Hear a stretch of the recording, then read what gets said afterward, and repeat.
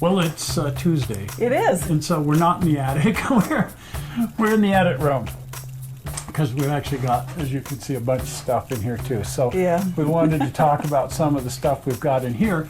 And actually this week we're talking about miniature jukeboxes. Oh, fun. I love a jukebox. Well, I've always loved a jukebox too, which is why I've collected them. And I sort of started off by collecting full-sized, honest-to-goodness, real-life jukeboxes, but they're really big. And once I had about 4 of them, they pushed me out of the house. So we're down to 3 now, plus a bunch of speakers, and well, they're located in different. Anyway, bottom line is, it's so much easier to collect miniature jukeboxes, and so I've been collecting little miniature jukeboxes forever because, as it happens, various companies have made miniature jukeboxes forever. Well, and tiny is cool. I mean, and tiny if it's is little cool. itty bitty that really works. If you can take something like a car or anything and you make it into a miniature, and it just gets cooler on many, many levels. That's right. Anyway, these jukeboxes, here's one here, and these are made in Italy by Fabbri Editore. And they decided, oddly enough, the American jukeboxes like this really took off in Italy. Wow. They were kind of a post-war phenomenon and a pre-war phenomenon, but they really took off in Italy and in Europe, but especially Italy post-war. People fell in love with the music, of course, and it was playing out of the jukebox, and so you fell in love with the jukebox. Right. And collectors in Italy collect these things. Well, they have great sound. I've never met a jukebox that didn't sound terrific. Well, and these are just fun. So they, this company, Editore for Fabbri Editore, decided to make all of these. They never imported them to the United States. So if you want to go looking for any of these little guys, you're going to have to go looking in Italy or Spain, which is the only places they were sold. Wow. Fortunately, we have eBay. That's right. And eBay International, and so they will pop up from time to time. They made, what was it, 34? 34? 34 different jukeboxes. Oh my. Now, a lot of them, in fairness, my favorites are the pre-war, post-war light-up, they called them. And the light-up jukeboxes are just my favorite. And then in the late 1940s and going into the 1950s, they switched over to 45 RPM records and a whole new style of jukebox. Right. The Seeburg 100, which was the first machine that played 45s and was made very famous by the TV show Happy Days. Happy Days. Those aren't as interesting to me as the war era jukeboxes. That plays 78. And they only made 10 of these in this series, and I've been able to find 9 of them. They'll set you back about $30 to $40 if you can find one on eBay, but they're just, and the one I'm missing I've never even seen. Oh. So it's just, there are a few of these in the 34 different jukeboxes they made that are just incredibly scarce. And they made one run of them, and then they destroyed the molds intentionally so there will never be any more. Oh my. To sort of ensure their collectability. Whatever. Anyway, this is the Wurlitzer Model 500, and one of the earliest of the light-ups. So jukebox has been around for a long time. They just sort of looked like radios. Right. Until about 1937, 1938. And Seeburg, who made jukeboxes, introduced some clear colored plastic on a jukebox, and a guy named Paul Fuller, who went to work at Wurlitzer, saw that and went nuts for it. Oh, wow. And started using it in their designs. And the Model 500 here was one of the first ones. He did before that a Model 24, but the Model 500 is considered one of the very first light-up machines. It was made in 1938 and 1939. Oh my. So in 1941, Wurlitzer released what I think is their prettiest jukebox ever. Mm-hmm. It's the Peacock.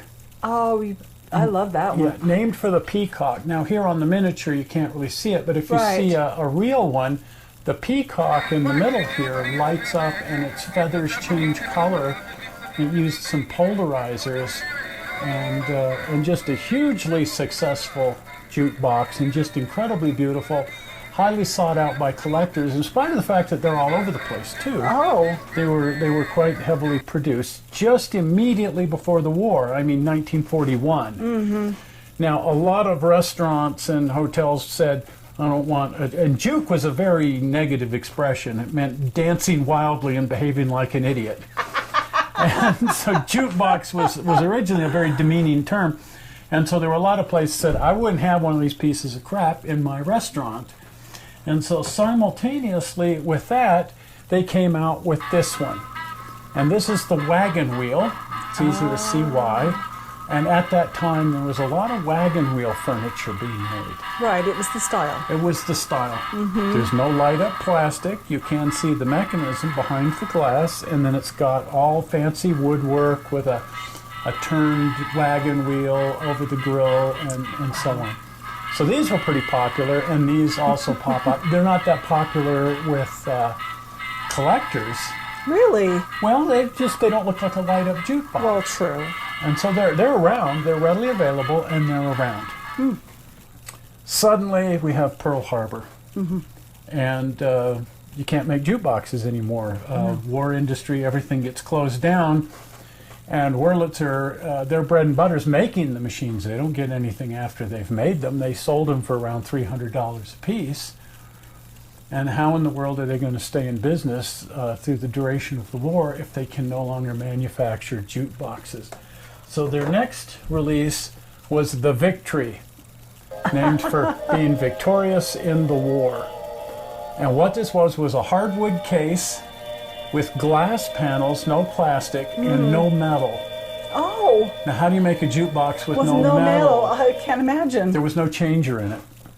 No audio system, no changer, nothing. It was just an empty box. And if you had an older Wurlitzer, a wagon wheel, or a 500, or any of those earlier units, you could pull the guts out of it. And there were different adapter kits to stick that in your Victory. So you had a nice new fancy machine, and they weren't that popular. And collectors pay dearly for these because they just didn't sell that well. History. History. And the government, I think, helped Wurlitzer sort of stay in business because what do you do when you put somebody out of business? So, but anyway, there it is. That's the Victory, and that's been reproduced here as a miniature. And then the war ended. And suddenly Wurlitzer was back in business, and they made their first post-war machine, Oh, the 1015. oh. If this looks familiar, in their advertising, when they put these out and they became so successful, 60,000 of these made. Oh my, that's a few. They also offered a trade-in deal. Anything you could send them, whether it played or not, any manufacturer, they'd give you $50 towards your $300 jukebox. So a lot of other jukeboxes got steamrollered because they were traded in. So That these are one. just everywhere. Yes. They pop up all over, and they're still reproduced. And if you go buy a reproduction, you're probably going to find a 1015. It's got little bubbler Yes, lights, that's and, what I love. and they're just all over the place because they replaced so many jukeboxes, and they were a symbol of winning the war and all the wonderful, wonderful, wonderful things. So that's the 1015, the most famous light-up jukebox ever made.